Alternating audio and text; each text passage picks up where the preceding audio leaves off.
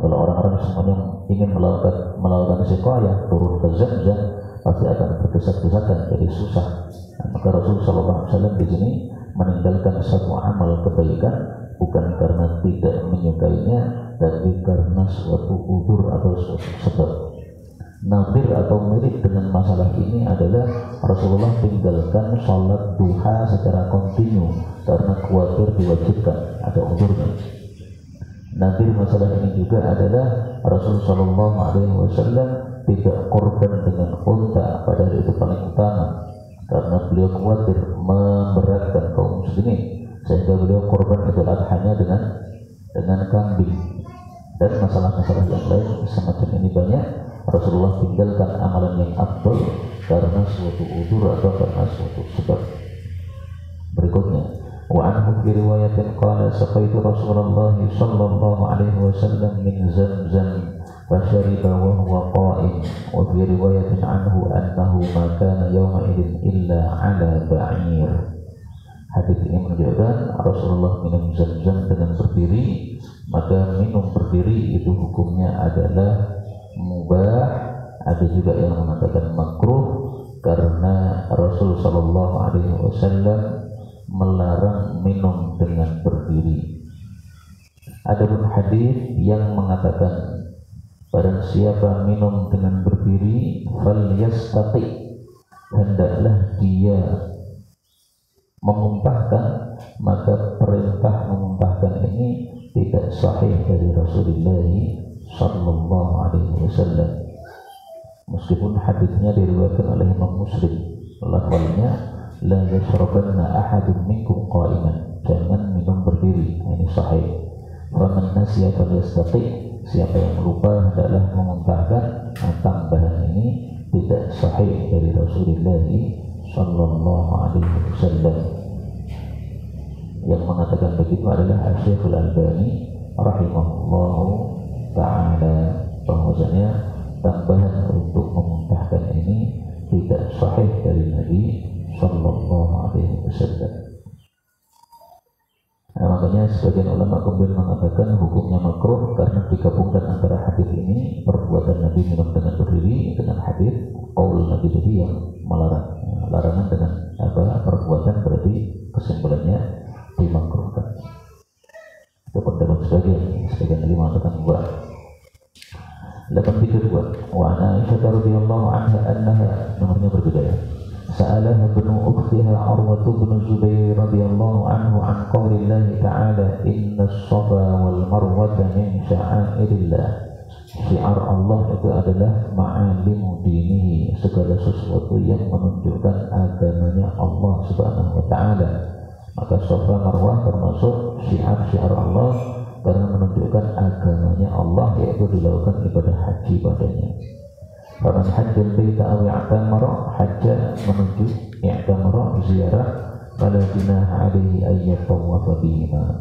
Qalat wallahi ma ala ahadin junahun alla yatufa bis safa wal marwati. Ini pemikirannya Urwah melihat zahirnya lafal, tidak masalah tidak melakukan sa'i antara Safa dan Marwah. Maka pemahaman ini salah diralat oleh bibinya yaitu Aisyah. Qalat, beliau mengatakan bi'sa ma qulta ya ibna akhti. Ukhti ini maksudnya Asma, kakaknya Aisyah radhiyallahu anha, lebih tua 10 tahun daripada Aisyah. Dia ibunya Urwah. Inna hadhihi law kanat kama awwaltaha alaihi kanat la junaha alaihi alla yatatawwafa bihima. Itu kalau ayatnya sesuai tafsiran kamu, tapi ayatnya tidak begitu. Walakinnaha unzilat fil amsar kanu qabla an yuslimu yuhilluna limanatat taghiyah. Ini arca mereka yang mereka sembah, allati kanu ya'budunaha 'indal mushallal, nama tempat. Fakana man ahalla yataharraju ay yatufa bis safa wal marwah. Walamma aslamu sa'ala Rasulullah sallallahu alaihi wasallam an dzalika, qalu ya Rasulullah inna kunna nataharraju an natufa baina as-safa wal marwah. Wa anzalallahu ta'ala inna as-safa wal marwata min sya'airillah al-ayah. Qalat Aisyah radhiyallahu anha wa qad sanna Rasulullah sallallahu alaihi wasallam at-tawafa bainahuma walaysa li ahadin ay yatruka tawafa bainahuma. Hadis ini menjelaskan hukumnya tawaf. Tawaf termasuk dari rukun-rukun haji dan rukun-rukun umrah, sehingga tidak boleh ditinggalkan. Sa'i ya, bukan tawaf ya. Sa'i antara Safa dan Marwah.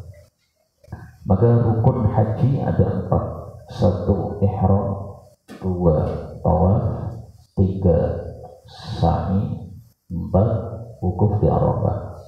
Kalau ditambah 1 lagi berarti tahallul atau gundul atau cukur. Ada yang menambah, ada yang tidak.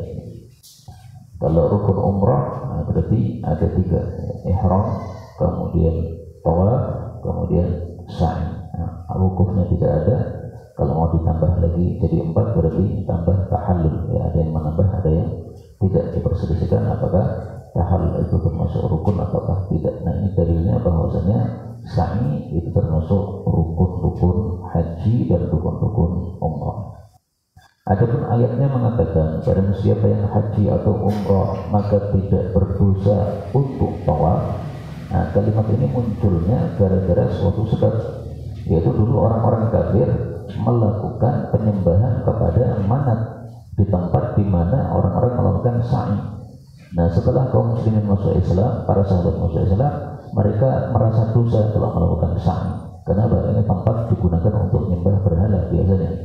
Nah, akhirnya tanya kepada Rasulullah, maka beliau menyuruh untuk melakukan sa'i padanya, karena kita melakukan sa'i tidak meniru orang-orang kafir, tapi melakukan perintah dari Allah Subhanahu wa Ta'ala. Maka ayat ini termasuk ayat yang tidak bisa dipahami sesuai zahir kalimatnya. Kalau dipahami zahir kalimatnya, siapa yang haji tidak dosa untuk tawaf, berarti boleh tawaf, boleh tidak. Jadi ternyata pemahamannya tidak seperti itu. Ini kalimat yang muncul karena suatu sebab, maka kalimat ini, ayat ini kalimatnya menjawab sebab tersebut. Nadir masalah ini adalah kalam Allah tentang pernikahan. Dalam surat An-Nisa Allah mengatakan, "Fankihu ma taba lakum minan nisa'i matna." Nikahilah wanita yang halal 2, wa thulatha atau 3, wa ruba atau 4. Fa in khiftum alla ta'dilu, kalau tidak adil, fawahid, khawatir tidak adil, fawahidah, maka 1. Seolah-olah nikah itu hukum asalnya poligami. Poligami nggak bisa, baru 1. Nah, sementara rata-rata kita nikahnya adalah 1, baru kemudian poligami. Nah, yang benar yang mana nih? Hukum asal nikah poligami atau 1? Nah, kalau melihat zahir ayat, hukum asalnya poligami. Poligami nggak bisa, baru 1. Tapi tidak seperti itu penjelasan para ulama. Hukum asal nikah ya 1. 1 kalau sudah cukup ya sudah, sampai hari kiamat 1 aja. Tapi kalau tidak cukup baru bisa menambah 2, 3, 4. Adapun ayat ini turunnya berkaitan kondisi orang-orang Arab. Mereka biasanya nikah itu 10, 11, 12, banyak sekali, 1 orang banyak istri. Nah, Allah membatasi nikah jangan 10, tapi 2 atau 3 atau 4. Nah, maka turunnya ayat ini karena suatu sebab yang terjadi pada bangsa Arab. Apakah ada nadir yang lain selain hadis ini dan ayat ini? Yaitu hadis atau ayat yang tidak bisa dipahami sesuai zahirnya karena turunnya suatu sebab tertentu. Misalnya kata Imam Syafi'i dalam bab apa dulu ya? Ingat-ingat, lupa-lupa ingat. Imam Syafi'i menjelaskan satu masalah, kata beliau ini berkaitan dengan sebab tertentu sehingga tidak dipahami sesuai zahirnya hadis. Baik, nanti kalau ada yang ingat silakan ditambahkan. Kita lanjutkan berikutnya. Wa an Ibnu Umar radhiyallahu anhu qala kana Rasulullah sallallahu alaihi wasallam idza tawafa tawaf al-awwal. Tawaf yang pertama itu adalah tawaf qudum. Disebut tawaf awal karena pertama kali kita datang ke Makkah. Disebut tawaf qudum karena pas kita qudum atau datang ke Makkah. Khabba, beliau itu lari kecil, falatan 3 kali putaran, wa masya arba'an, berjalan 4 kali putaran. Wa kana yas'a, beliau berjalan cepat batnal masil, di perutnya lembah. Ya, al-masil maksudnya lembahnya apa namanya antara Safa Marwah, idza tafa baina Safa wal Marwah. Hadis ini menunjukkan disunahkannya khobat, yaitu romal, lari-lari kecil pada tawaf qudum pada 3 putaran yang pertama. Maka romal ini khusus untuk tawaf qudum.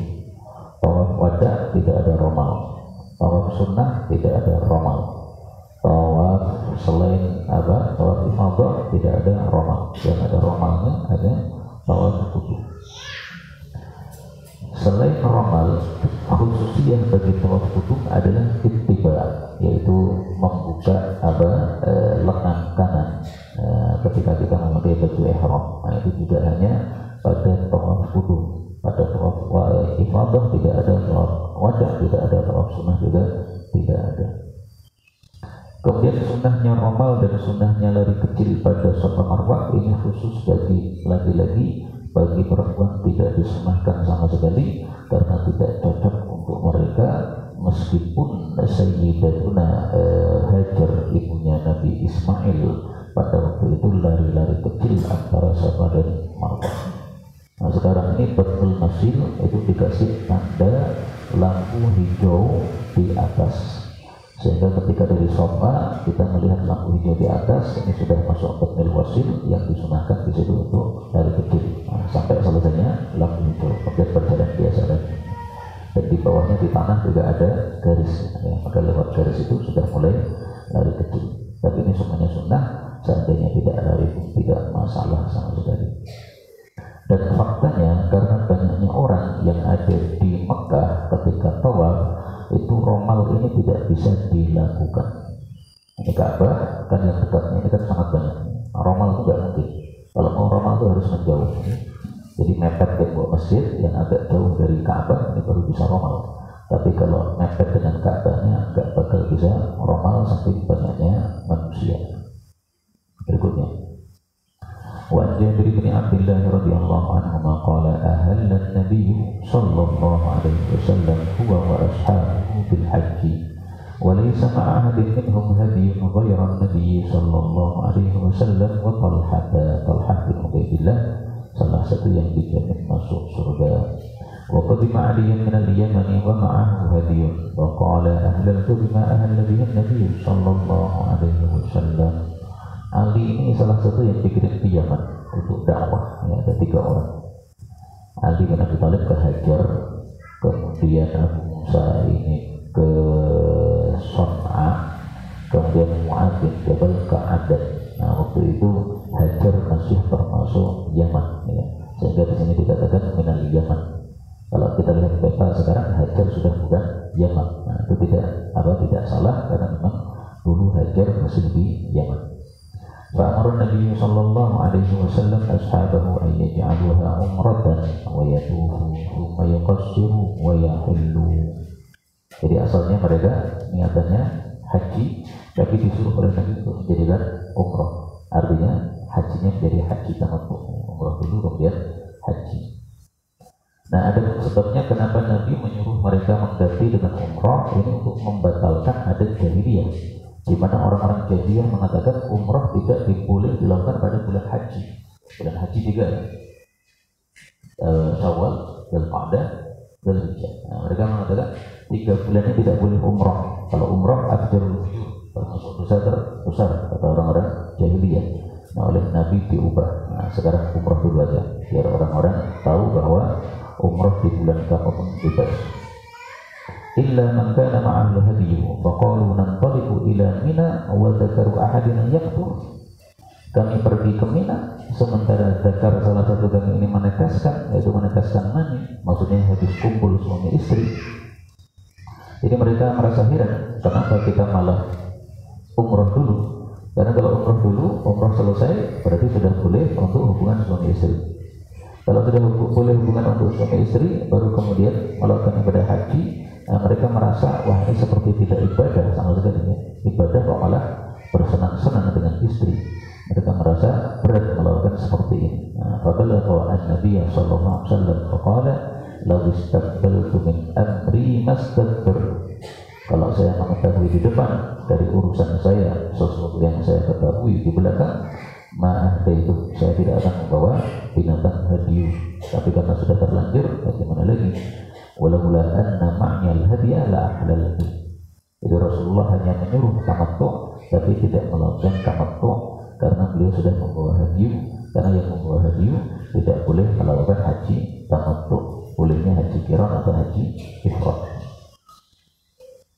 Maka dari sinilah mazhab Hambali kemudian mengatakan haji paling utama adalah haji tamattu karena diperintahkan oleh Rasulullah sallallahu alaihi wasallam. Nah, dan ini masalah khilafiyah. Sebagian ulama katakan haji paling utama ifrad, sebagian katakan haji paling utama qiran, sebagian mengatakan paling utama tamattu. Nah, yang mengatakan tamattu menurut dasarnya hadis ini karena diperintahkan oleh Rasulullah sallallahu alaihi wasallam. Berikutnya Anas bin Malik radhiyallahu anhu annahu sa'alahu rajulun faqala lahu wa akhbirni bi syai'in aqaltahu yang kamu pahami an Nabi sallallahu alaihi wasallam aina sallat dhuhra wal asra yawm at-tarwiyah. Tarwiyah tanggal 8 Dzulhijjah.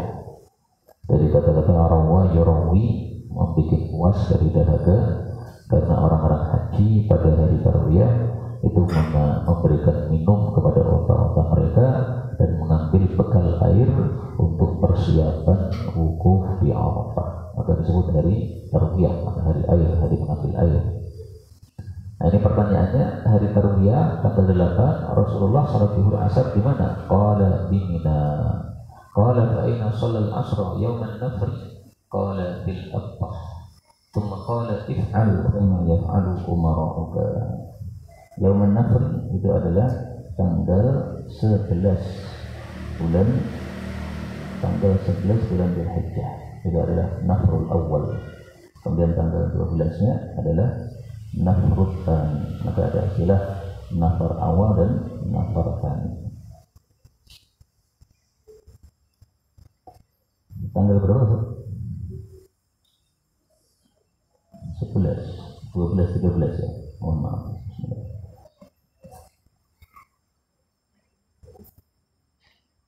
Mulai nafar tanggal 12, kemudian tanggal 13. Haram juga. Jadi 1, 11, 12, 13 hari tasyrik atau hari Mina. Nah, nafar awalnya tanggal 12, nafar tengahnya tanggal 13.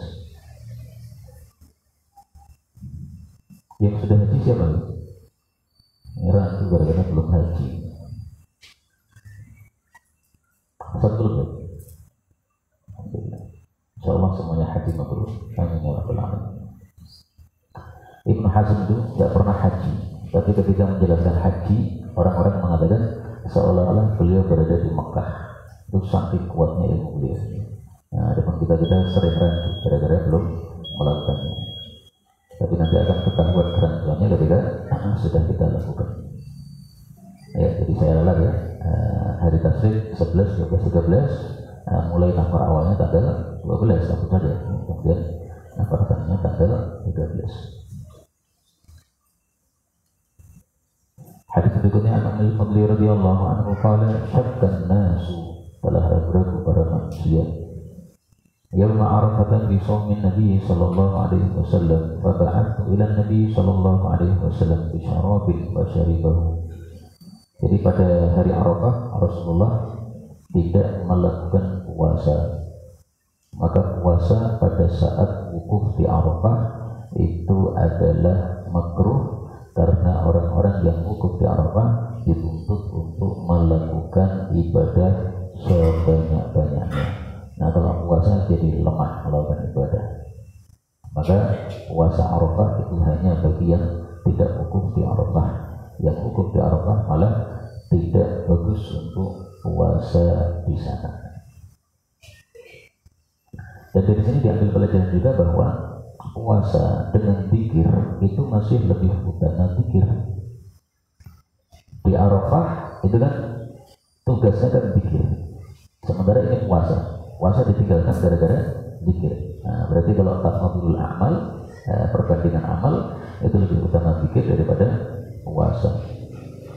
Dan itulah yang menyebabkan Ibnu Mas'ud itu jarang puasa sunnah. Beliau mengatakan, saya jarang puasa sunnah karena membuat saya lemah dari tilawah Al-Quran. Nah, kalau kita ini tilawahnya lemah, puasanya juga lemah. Nah, maka jangan pakai pendapat Ibnu Mas'ud kalau tilawah kita lemah. Tidak puasa Senin Kemis karena perkataan Ibnu Mas'ud, tapi tilawahnya lemah, ya, tidak pas. Kita pakai perkataan Ibnu Mas'ud kalau kita membaca Qurannya juga kuat sebagaimana Ibnu Mas'ud radhiyallahu taala anhu. Kemudian hadis ini menunjukkan cerdasnya Ummul Fadl, ibunya Ibnu Abbas, karena orang-orang berselisih pendapat apakah Nabi puasa atau tidak. Nah, beliau langsung ambil air minum, dikirim kepada Nabi. Tuh lihat, kalau Nabi minum berarti tidak puasa, kalau tidak berarti puasa. Ini cerdasnya Ummul Fadl, makanya Ibnu Abbas cerdas, ya wajar ya ibunya seperti ini. Kemudian Ibnu Umar radhiyallahu anhu, maka para asatid yang belum nikah carilah istri yang cerdas-cerdas, ya, supaya anaknya insya Allah cerdas dan salihah. Ibnu Umar radhiyallahu anhu annahu ata yawma Arafah hina zalat asy-syamsu fasaha, maka Ibnu Umar meneriaki inda suratikal Hajjaj, pada suratik itu kemah yang istimewa, suratik. Wa kharaja alaihi milhafah, itu selimut mu'asfaratun yang diwarnai dengan fosfor, dengan warna kuning atau warna merah. Wa qala malaka ya Abu Abdurrahman, namanya Ibnu Umar, kunyahnya Ibnu Umar. Wa qala ar-rawaha, berangkat, in kunta turidu sunnata, qala hadhihi sa'ah, qala na'am, qala fa'anzirni hatta ufidha ala ra'si muslimati thumma akhruju. ونزل حتى خرج الحجاج فقال له سالم بن عبد الله وكان مع أبيه إن كنت تريد السنة فاقصر الخطبة وعجل الوقوف. Jadi sesuai sunnah, khutbah di hari Arafah itu tidak panjang-panjang sebagaimana khutbah pada hari Jumat. Nah, maka ini termasuk sunnah yang sudah dilupakan. Faqsuril khutbah, pendekkan khutbah, ya, karena banyak yang khutbah Arafah terlalu panjang, ya, 1 jam terlalu panjang, udah pendekkan saja. Waja'ala yanzuru ila Abdillah, falamma ra'a dzalika Abdullah qala sadaqa, wa kana Abdul Malik qad kadaba ila al-Hajjaj alla yukhalifa ibn Umar fil haji. Ini salah satu fadilahnya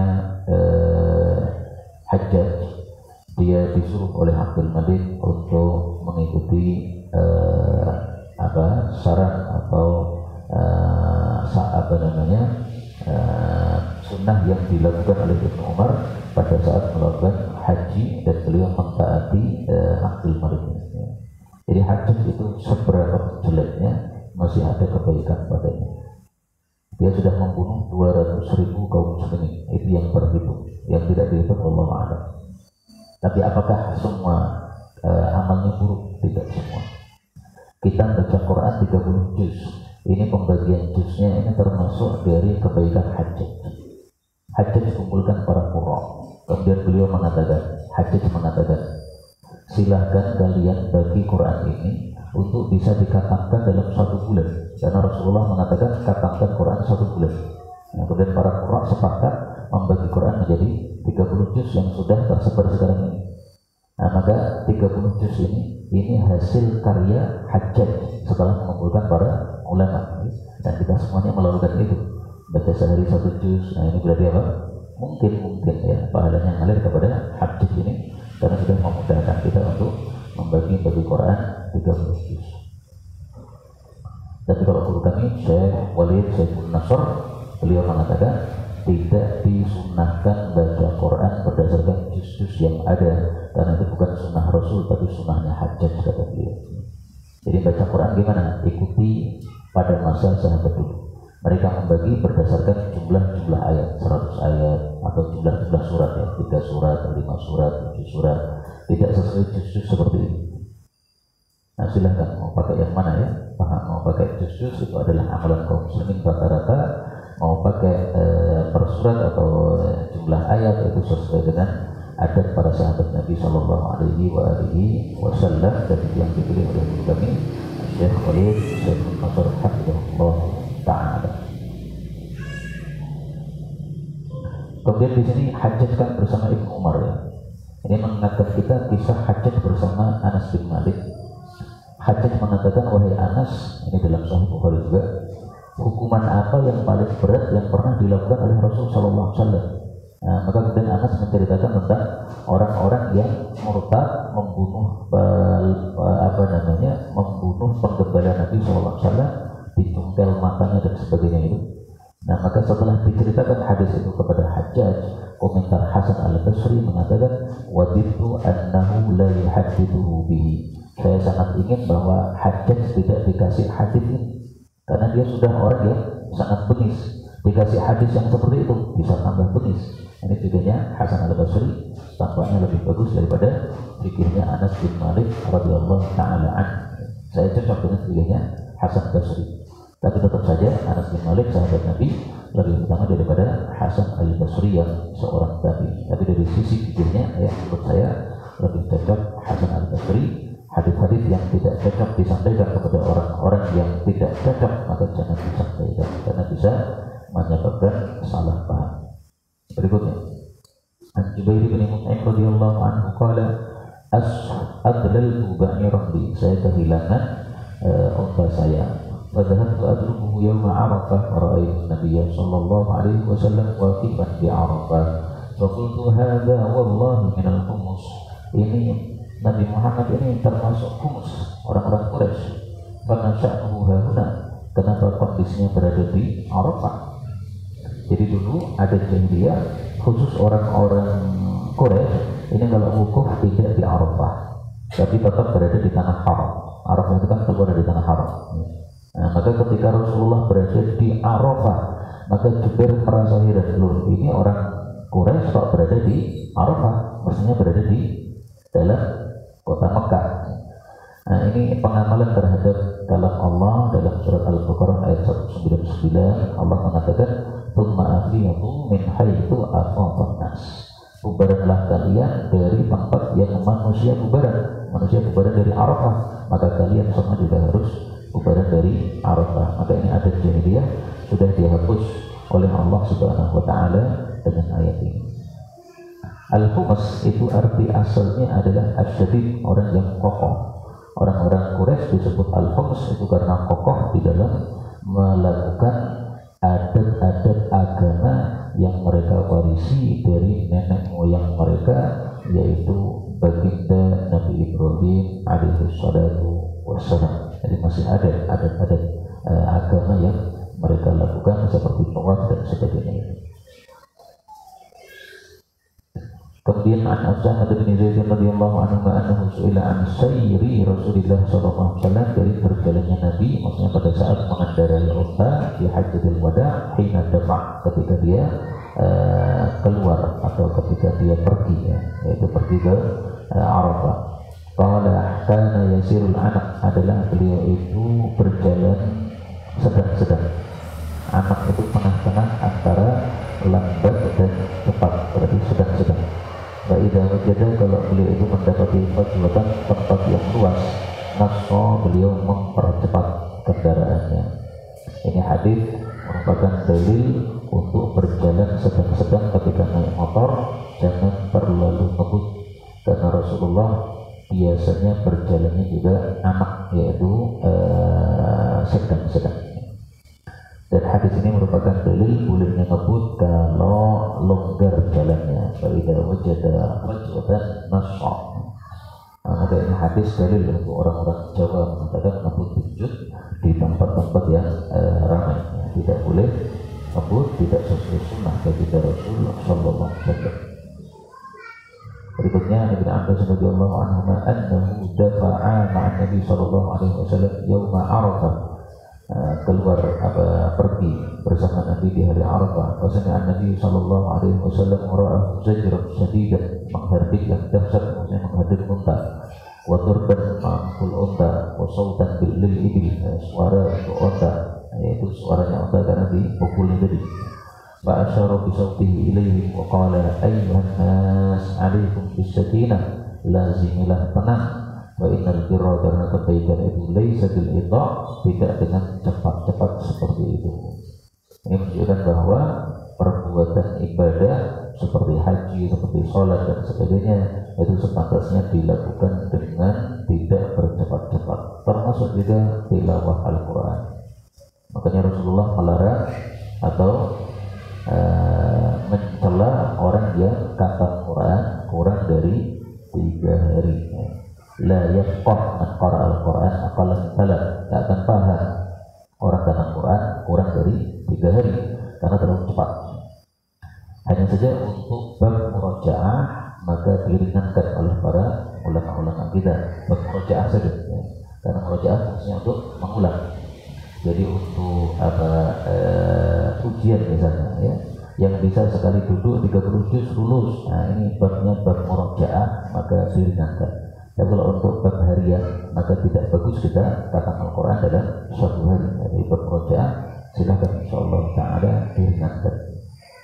Salah satu dalilnya apa? Bahwasanya bab murojaah itu diringankan karena Abu Hurairah radhiyallahu anhu punya kebiasaan yaitu yasrudul hadis, mensyarat hadis, yaitu menyebutkan hadis dengan banyak dan cepat. Yasrudul hadis, satu majlis langsung baca 100 hadis, itu untuk murojaah. Nah, maka Aisyah di dalam kamar beliau mendengar syarhul hadis oleh Abu Hurairah, beliau mengatakan lam yakun Rasulullah sallallahu alaihi wasallam yasrudul hadis. Rasulullah tidak pernah yasrudul hadis seperti Anda. Tetapi Abu Hurairah masih melakukan dan itu diakui oleh para sahabat yang lain, tidak dilarang. Aisyah cuma berkomentar Rasul tidak melakukan, tapi dilakukan oleh Abu Hurairah radhiyallahu ta'ala dan dibiarkan oleh para sahabat-sahabat Nabi yang lain. Itu dalilnya bahwa boleh satu hadis untuk murojaah, demikian juga Quran juga untuk murojaah. Kemudian di sini ada khilaf di antara para ulama, apa itu sakinah, tenang itu apa? Sebagian ulama mengatakan sakinah itu zahir. Sakinah itu tenang yang ada di luar, yang tampak. Misalnya berjalan dengan tenang, itu sakinah. Sebagian lain mengatakan sakinah itu batin. Sakinah itu ketenangan yang tidak tampak, itu dalam hati. Nah, dalil bahwasanya sakinah itu zahir hadis ini. Mereka bercepat-cepat, kemudian Nabi mengatakan alaikum bis sakinah. Berarti sakinah itu zahir. Yang mengatakan sakinah itu adalah batin, Allah mengatakan dalam Al-Quran, huwallazi anzala as-sakinata fi qulubil mu'minin. Nah, berarti sakinah itu adalah batin. Nah, kalau kita kumpulkan dua pendapat ini, berarti ada sakinah yang zahir, ada sakinah yang batin. Kedua-duanya disebut sakinah. Jadi memang ini masalah khilafiyah. Sampai di sini barangkali ada pembahasan.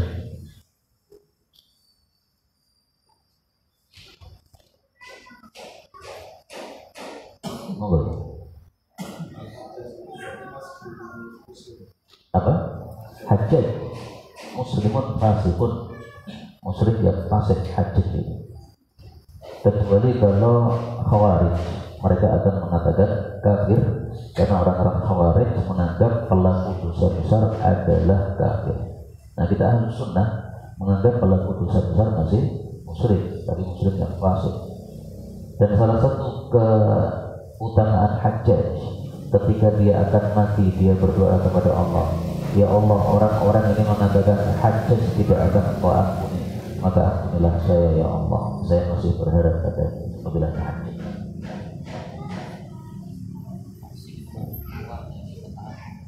Musyrik keluar dari ketaatan, tapi masih muslim alias tidak murtad.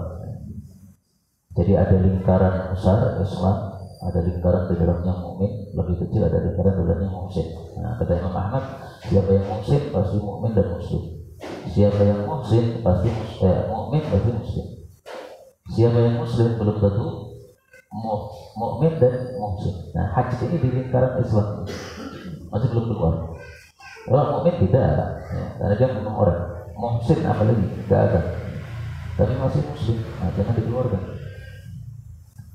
Dan ini fikih seperti ini sangat berguna untuk menaklukkan atau memahami hadis-hadis yang bertolak belakang. Contoh hadis yang para ulama itu sangat berselisih di dalam penjelasannya, hadis iftiraqul ummah. Umat Nabi akan berpecah jadi 73, semuanya neraka kecuali satu. Nah, neraka itu maksudnya apa? Neraka abadi atau neraka sementara? Nah, diperselisihkan oleh para ulama. Tapi ringkasnya gini, Kalau kita menganggap bid'ahnya itu adalah bid'ah yang mukafirah, menyebabkan kafir, berarti finnar di nerakanya kekal. Tapi kalau kita menganggap bid'ahnya itu adalah bid'ah yang mufasiqah, yang hanya menyebabkan fasik, maka berarti finnarnya ini tidak kekal. Itu ringkasnya. Nah, pembahasannya panjang lebar, dijelaskan dibaca pada kitab Intisam karya Imam Syafi'i. Beliau menjelaskan di situ ada dua pendapat tersebut.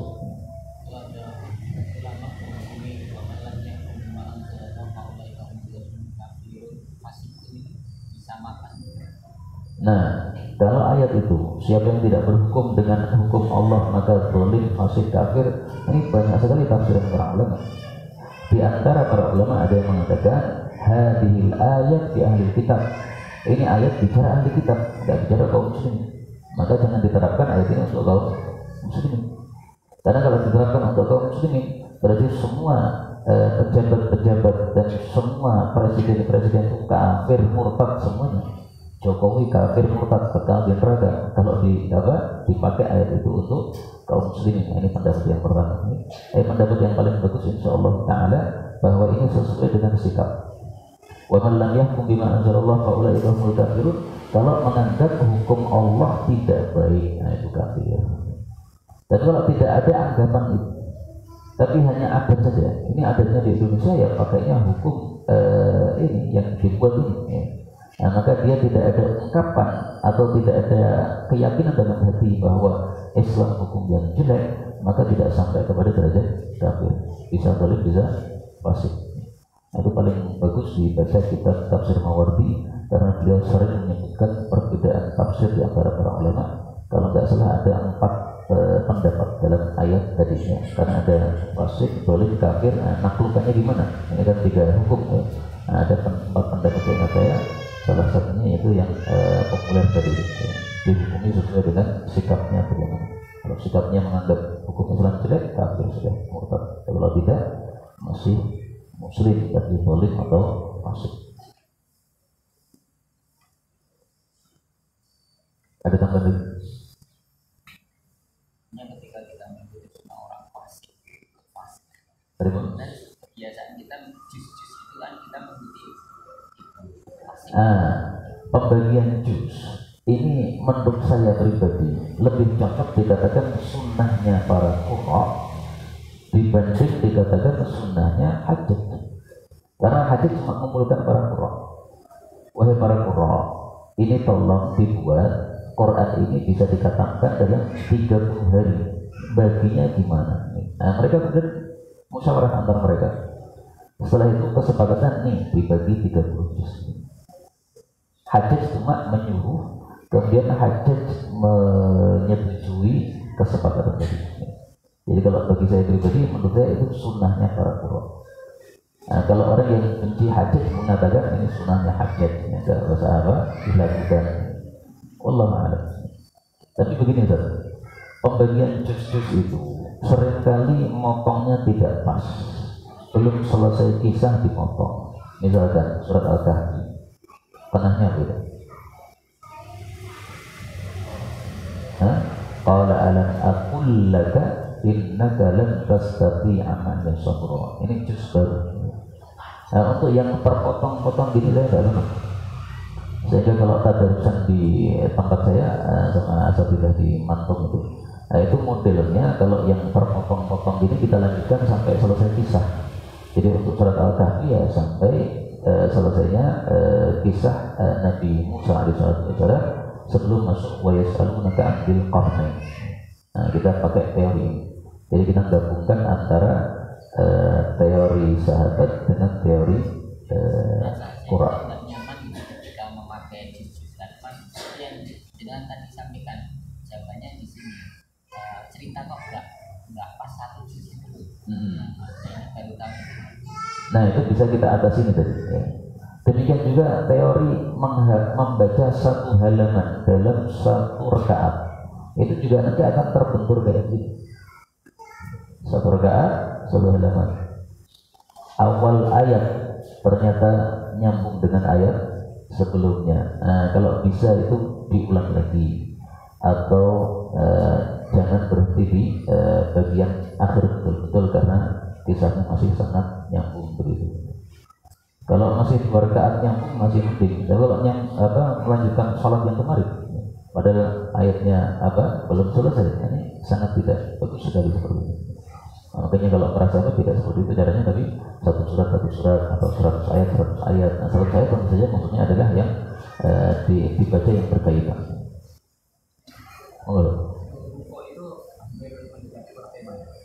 Rukuk bagaimana? Kalau rukuk malah lebih mendekati pembahasannya.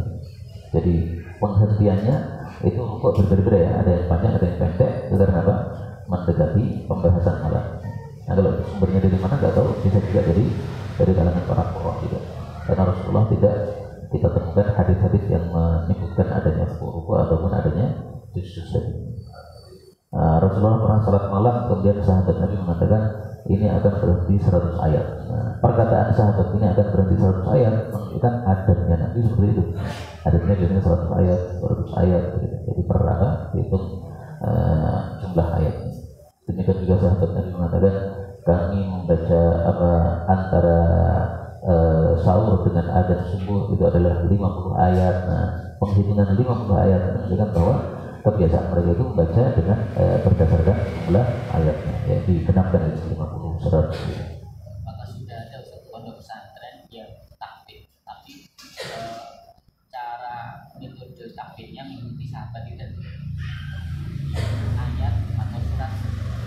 Selama ini saya takbirkan yaitu per halaman, kemudian per juz. Ya mungkin kalau Al-Ikhlas mengadakan 5 ayat sehari, enggak kapan-kapan. Dan 5 ayat sehari itu ada ayat yang panjang, ada ayat yang pendek. Jadi kayak kurang pas gitu ya.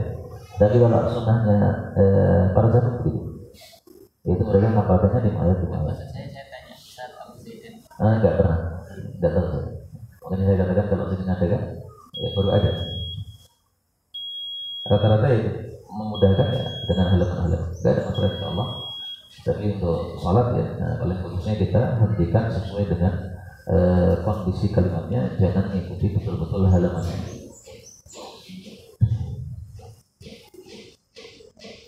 Dan lagi cukup ya. Subhanallah wa rabbana bihamdihi, asyhadu an la ilaha illa anta, astaghfiruka wa atubu ilaik. Alhamdulillahirabbil alamin.